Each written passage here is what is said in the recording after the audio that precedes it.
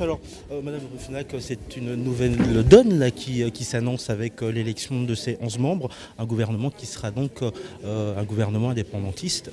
Écoutez, fort à penser, puisque effectivement c'est ce qui avait été envisagé avant et c'était l'objet de la chute du gouvernement par les membres indépendantistes.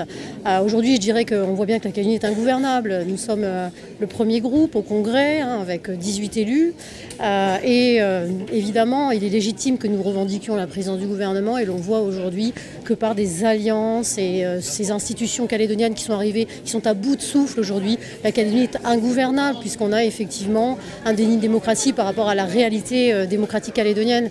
Donc on est vraiment au bout des institutions calédoniennes et du gouvernement en particulier.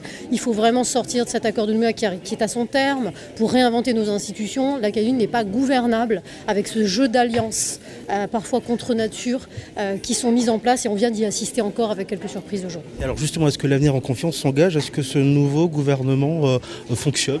Écoutez, on verra quel sera le gouvernement, puisque vous savez, nous, notre candidat va se présenter tout à l'heure, puisqu'il n'y avait aucune raison à ce qu'il soit désavoué, puisque le travail a été fait correctement.